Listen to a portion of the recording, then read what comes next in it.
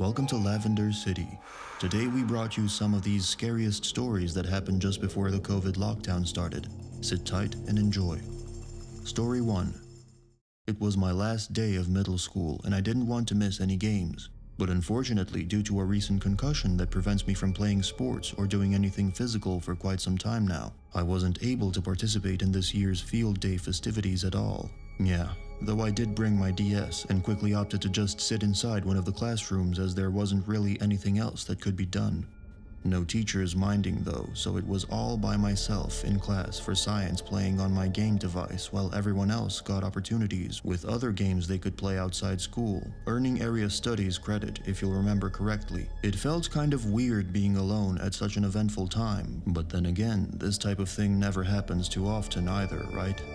I was just playing on my DS for not even an hour when the teachers that weren't watching our kids in the gymnasium rented a room across from them. One of them closed themselves inside without saying anything to me, figuring she could make sure I wouldn't hear what they were talking about across the hall. But then again, maybe it's because it's kind of personal? Who knows?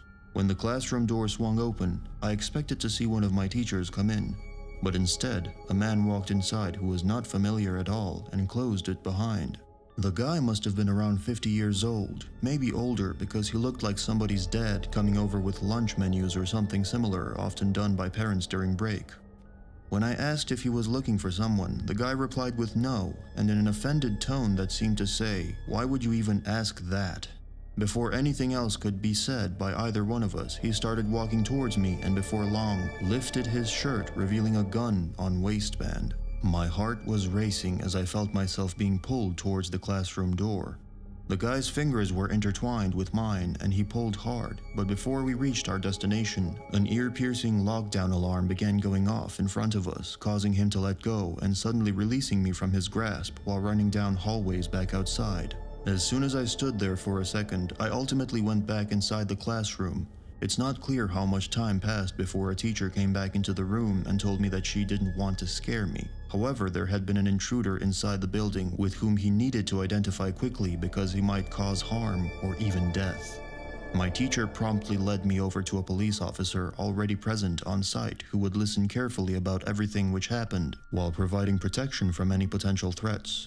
The man was reported to have been scoping out the school all morning, and when he got close enough for someone to call the police, which resulted in our lockdown. It turns out this Baptist church member had just wanted some kids scared into getting into his car so they could be kidnapped. And this reality still haunts me to this day. Not a single moment goes by when I'm not thankful for that school alarm going off. Story 2. When I was a junior in high school, psychology class came up. It's the second period of my day, and it is so far one of my favorite courses to take. In this course, we were allowed to open tests which made us feel like real professionals. The teacher was really chill and let us work together on stuff, including the test. We also had an option to take our test in the study room, which I always did because it's much quieter down there. However, I am the only person who did this because I guess most students found that was a hassle and would rather work with each other. Well, on a particular Friday, we had a test to take. I did the usual thing, which was getting the paper from my teacher and then going down into one of those study rooms where all students go when they need some peace or just want privacy while completing their work away from prying eyes outside society. It only takes about 5 minutes, but you'd think it would be longer since there wasn't much else around besides these huge empty buildings with old school markings decorating them like decoration should do. When I first walked into one of the rooms, it was dark and I turned on the lights. There were carpeted floors and a table and several chairs. Each window looked out into the empty hallway except for one where I reside at this moment. Unexpectedly, 15 questions block away from lockdown. As we approached our turn signal to enter lockdown mode, my heart began racing knowing what would happen next. But I told myself it could be nothing. I was sitting under a desk trying to keep calm as I heard footsteps coming down the hallway. It felt like they belonged to someone in school. The sound came closer and closer until there was just enough left outside of reach so that all I could do was to hear them against concrete or carpet tiles respectively. Then finally he stopped right before the passageway which led directly into mine. When I hid under the table, slowly turning my head to look towards that window, And just as the man walked past, all I could tell was by his clothes. Wearing a hooded sweatshirt while looking in my direction scared me more than anything else ever had before. I heard the door open across from me, and I guessed that he must have gone in.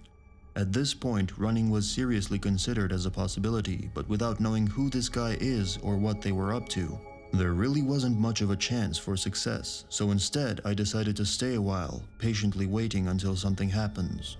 When I finally got the courage to leave, it felt like my lungs were on fire. It felt like such an accomplishment when I finally made it up those stairs. But now here I am in territorial mode again, just trying desperately not to be heard or seen by anyone else around me.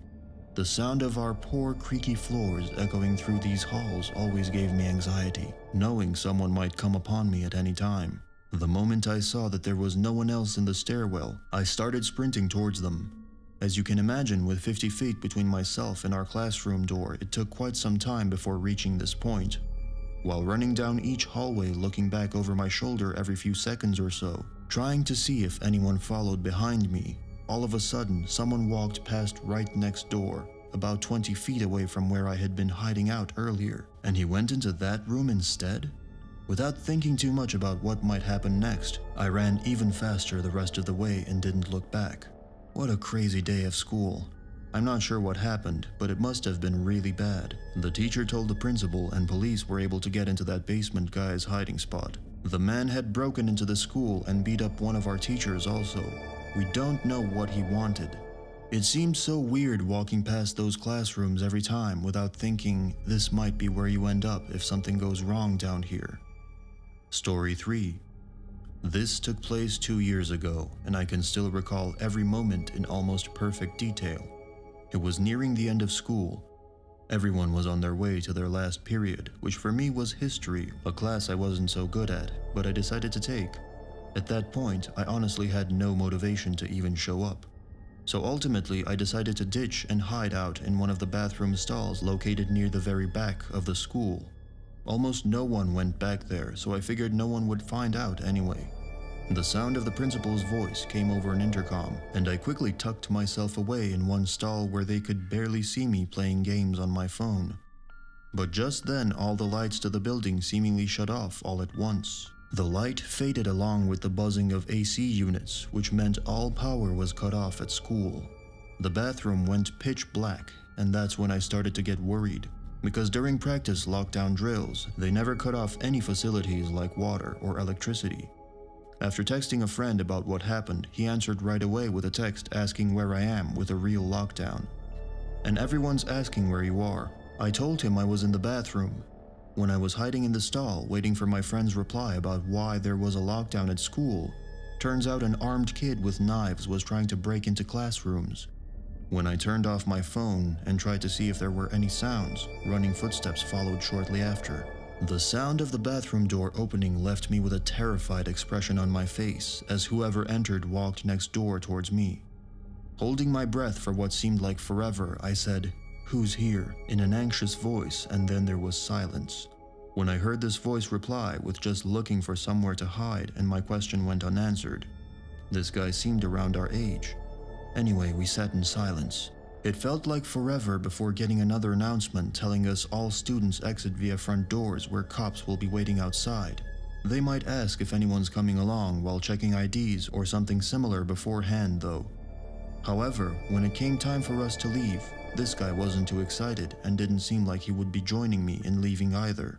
I asked him to come with me and he replied, "Yeah man, just give me a couple minutes." I thought that was weird. But regardless of my opinion on the matter, I left the bathroom and started heading towards our front exit of school while reading through some text messages from my friend, who was telling us about an attempted robbery at knife point nearby, and he was maybe 2 to 3 years older than us. The guy stabbed a couple people and was unsuccessful in getting any money. The last sentence of this story absolutely terrified me. My friend said that the cops outside were saying they saw a kid hiding somewhere in the back and he's still out there. And I was terrified. And after their search in the bathroom, they found it empty, but that window was broken too. So the kid must have climbed through and escaped while we were waiting for security footage to download. As far as my knowledge goes, he still hasn't been caught yet, which is really frustrating.